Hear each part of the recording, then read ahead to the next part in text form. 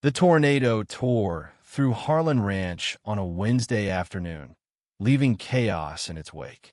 Elena Vasquez stood amid the splintered remains of the old stable, her Mexican accent sharp as she barked orders at the farmhands. Blood seeped through Samuel Harlan's flannel shirt from where a flying plank had gashed his arm, but his gaze wasn't on the injury, it was locked on her. Just 5 months back, she'd been the quiet new hire, a housekeeper who blended into the background like dust on the plains. Now, she was directing his crew with the confidence of a general, her dark hair tangled in the dying wind, her skirt ripped and caked in dirt. She was a force unbreakable, and she was about to vanish from his life forever. "You need a medic," she said, dropping to her knees in the mud, her hands shaking as she pressed a rag to his wound.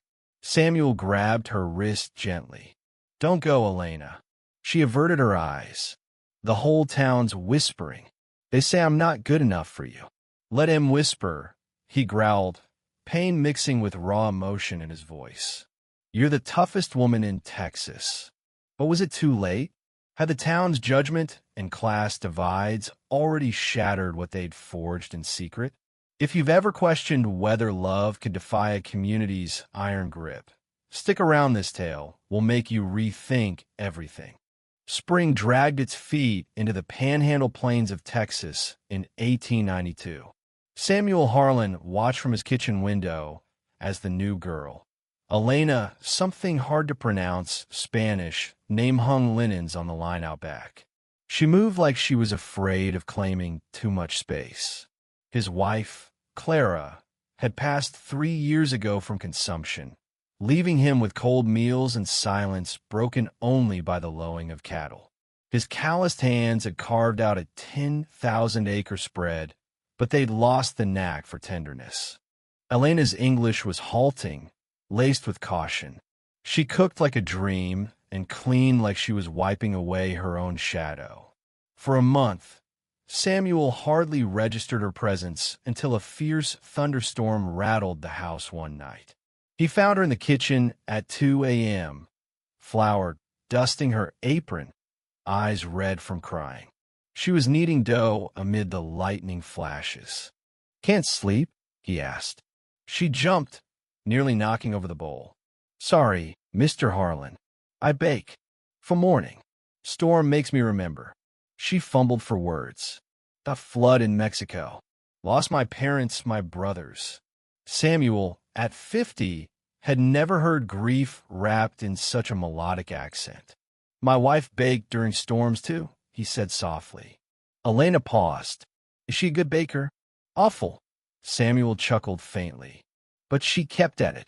In that dim light, a spark ignited, not romance yet, but a shared understanding of loss. The next day, a fresh pecan pie waited on his table. It tasted like a second chance. As spring bloomed into summer, Samuel started inviting Elena to join him for supper instead of eating alone in the servants' quarters. She'd sit opposite, hands clasped, responding to his questions with deliberate care. "Tell me about Mexico," he'd prompt. "Beautiful land," she'd murmur. "Warm like here, but smaller hills. You miss it." Her smile held sorrow. "I miss family. But Texas, it feels like I could be someone new." Samuel nodded. The frontier had always promised reinvention. Their hands grazed when she refilled his coffee. She didn't flinch. Then came the ague and Augusta's stubborn flu that gripped his lungs. Elena nursed him like he was on death's door, bringing broth hourly, reading faded newspapers from Amarillo, cooling his brow with damp cloths. On the fourth night, feverish and mumbling, Samuel clutched her hand. "Stay. I stay," she whispered. "Until you better." "Not just till then," he rasped, eyes meeting hers in the lantern glow. "Elena, I need you here always." She touched his forehead. "Samuel." His name on her lips was a balm. When the fever lifted, the air between them had shifted irrevocably. But Samuel Harlan was a pillar in this corner of Texas, and Elena Vasquez was the hired help. Some boundaries, folks said, weren't for crossing. Mrs. Whitaker from the Amarillo Savings Bank spotted it first. Elena's dresses were calico now, finer than before, and she carried herself with newfound poise. "That Mexican girl's getting notions," Mrs. Whitaker hissed to her husband over eggs. Gossip spread like prairie fire. At the feed store, chatter hushed when Elena walked in. Women murmured behind fans. Men leered with mixed intent. Samuel ignored the talk, but it gnawed at Elena.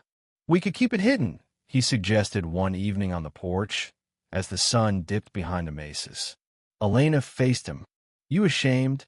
"Never," he said gruffly, taking her hand. "But this state's got unwritten laws about who belongs with who. In Mexico, my father was a farmer, poor farmer. Mother from a merchant family. People said he was not worthy." Her fingers laced with his. "They have been happy long time. This ain't Mexico." "No," she said fiercely. "This Texas land of opportunity."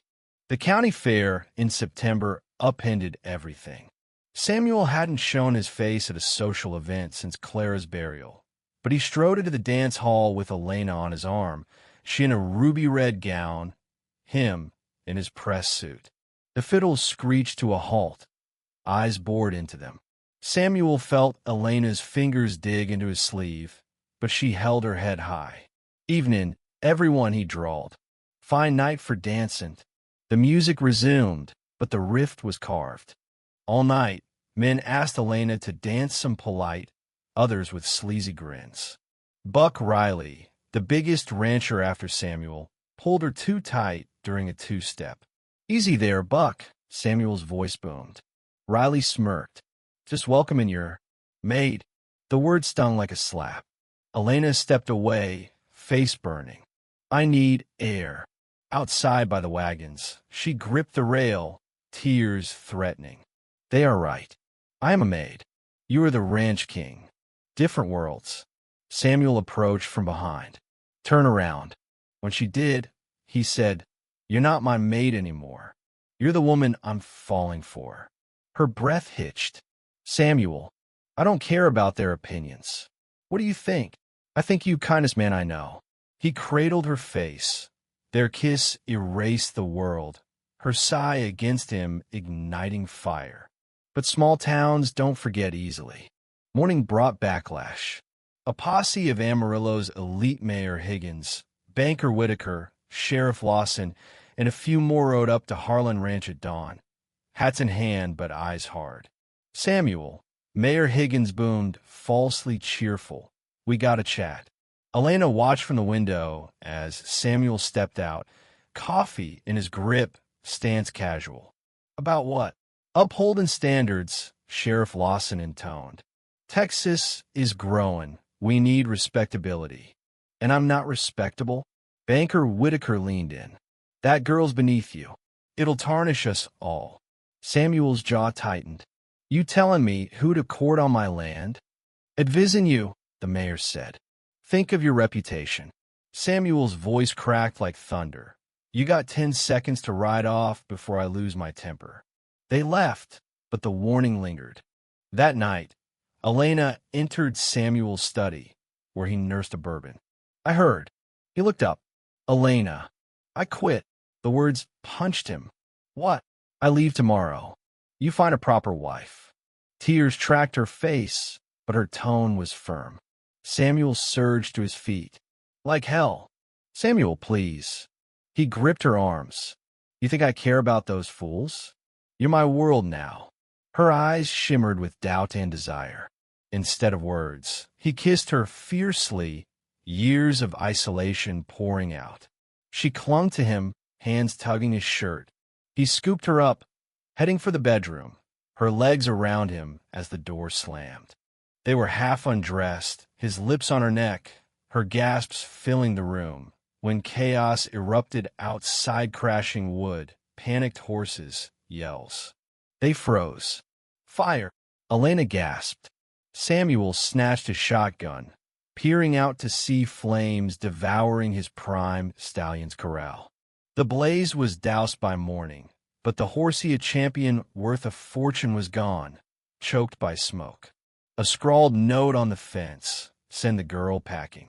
Elena stood in the embers, horror-struck. "This is my fault." "No," Samuel snarled. "Cowards did this." But while he assessed with his foreman, Elena packed and slipped toward town.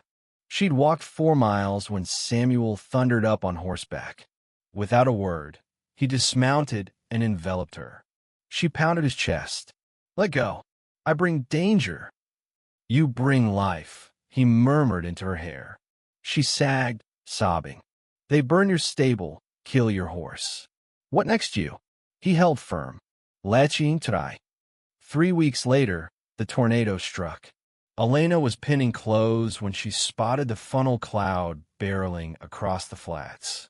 She yelled for the hands to secure the livestock, then dashed to the stable where Samuel tended a lame colt. The wind roared like a locomotive.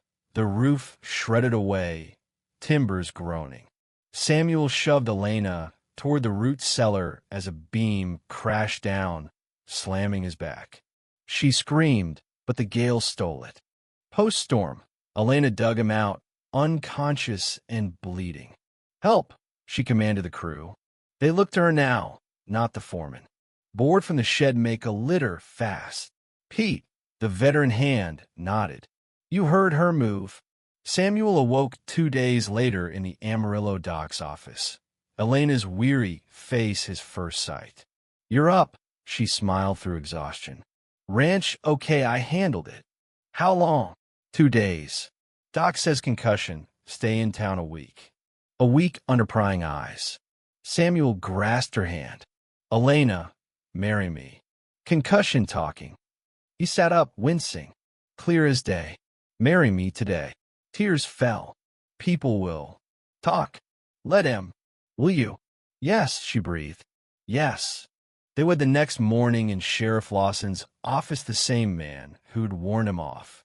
Elena, in her red gown, Samuel bandaged but beaming. The sheriff's wife witnessed, lips pursed, but even she softened at the kiss. "You may kiss your bride," Lawson grumbled. Samuel didn't hesitate. Summer 1893 brought warmth to the Texas plains. Elena, Harlan misses.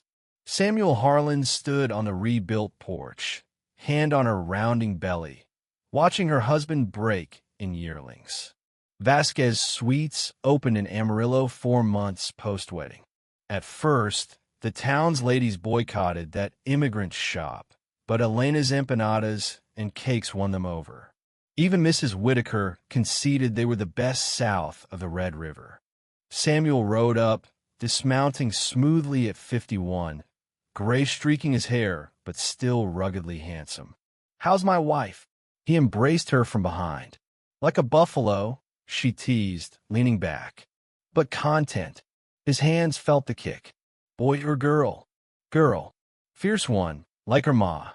She turned. "Regret the trouble?" He pondered. It took time, but Amarillo had relented. The ranch prospered. Elena's bakery buzzed. Samuel chaired the county board. "The real folks stood by us. The rest don't matter." She smiled with that captivating grin. "I love you, Samuel Harlan." "And I you, Elena Harlan." They watched the sunset gild the land that had forged them, the breeze carrying scents of blooming sage and promise. In Texas's vast sky, Elena Vasquez Harlan had claimed her place. What do you think in love really smash through class divides and prejudice like this? Drop your take in the comments. Are you Team Samuel and Elena, or do you side with the town's old guard? Share your stance and